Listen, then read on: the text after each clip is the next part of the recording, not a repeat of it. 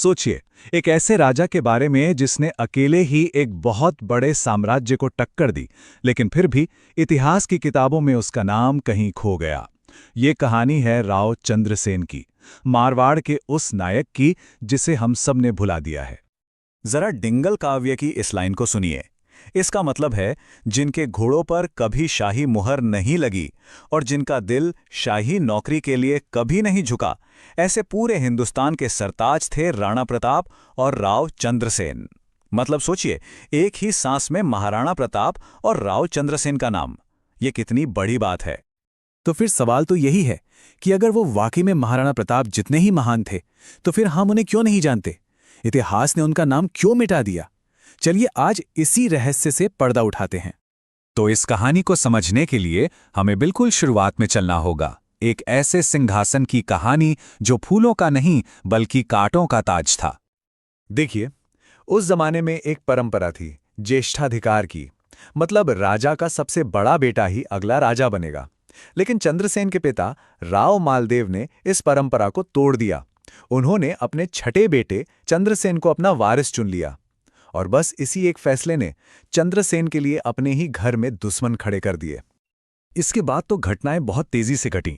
1562 में राव मालदेव की मृत्यु हुई और चंद्रसेन राजा बन गए।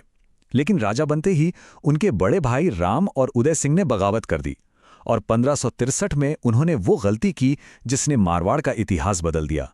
वो मदद मांगने सीधे मुगल बादशाह अकबर के पास चले गए।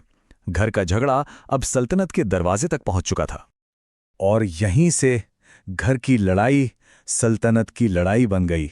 अब मारवाड़ के दरवाजे पर एक बहुत बड़ा साम्राज्य दस्तक दे रहा था। ठीक अगले साल 1564 में अकबर के सेनापति हुसैन कुली खान ने हमला बोल दिया और मारवाड़ की राजधानी जोधपुर पर कब्जा कर लिया।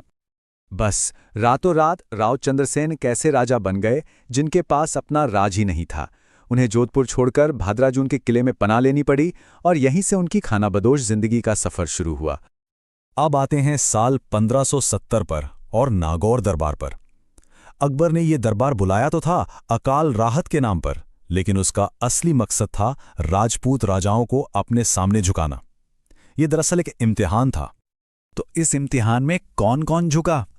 बीकानेर के राजा, जैसलमेर के राजा, और तो और चंद्रसेन के अपने सगे भाई उदय सिंह। इन सब ने अकबर की बादशाहत कबूल कर ली। चंद्रसेन भी उस दरबार में आए। उन्होंने सब कुछ अपनी आंखों से देखा, और फिर वो वहां से चले गए। उन्होंने अकबर के सामने सिर झुकाने से साफ इनकार कर दिया।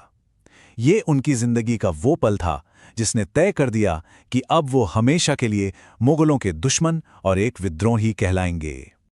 और यहीं से शुरू हुआ उनकी जिंदगी का सबसे मुश्किल दौर, जंगल से युद्ध।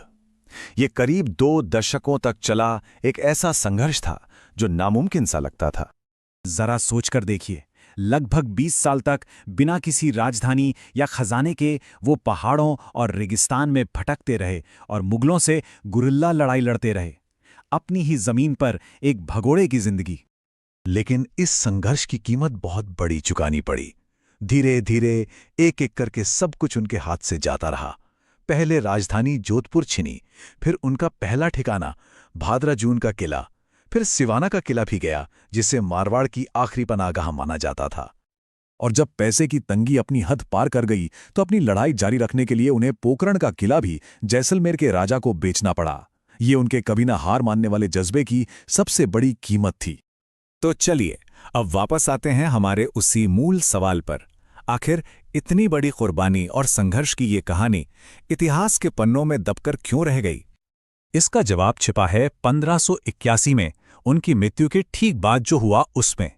चंद्रसेन की मृत्यु के बाद अकबर ने मारवाड़ की गद्दी पर बिठाया उनके भाई उदय सिंह को। जी हां, वही भाई जो मुगलों से जा मिला था। ये स्लाइड सारी कहानी साफ कर देती है। चलिए राव चंद्रसेन और महाराणा प्रताप की सीधी तुलना करते हैं, तो हम समझ जाएंगे कि एक की कहानी अमर क्यों हुई और दूसरे की गुमनाम क्यों। पहला फर्क, उत्तराधिकार। चंद्रसेन के बाद उनका मुगल समर्थक भाई राजा बना, जिसने उनकी विरासत को मिटाने की पूरी कोशिश की, जबकि प्रताप के बेटे ने उनके संघर्ष को आगे बढ़ाया। दूसरा, सरकारी इतिहास। मारवाड़ का इतिहास मुगलों के राज में लिखा गया, इसलिए चंद्रसेन की बगावत की कहानी को दबा दिया गया, जबकि मेवाड़ ने अपनी आजादी की कहानी को हमेशा जिंदा रखा। तीसरा, पैसा। चंद्रसेन को अपनी लड़ाई के लिए किले तक बेचने पड़े, जबकि प्रताप को भामाशाह जैसे लोगों से बड़ी आर्थिक मदद मिली। और आखिर में भूगोल। चंद्रसेन मारवाड़ के खुले रेगिस्तान में लड़े, जहां छिपना मुश्किल था, वहीं प्रताप को मेवाड़ के पहाड़ों का फायदा मिला। बस इन्हीं वजह से दो महान नायकों की तकदीर हमेशा के लिए अलग कर दी। तो आखिर में ये कहानी हमें एक बहुत गहरे सवाल के साथ छोड़ जाती है। किसी की विरासत किस चीज से बनती है? जीत से, या फिर कभी हार न मानने वाले जज्बे से? राव चंद्रसेन की कहानी हमें इसी सवाल पर सोचने को मजबूर करती है।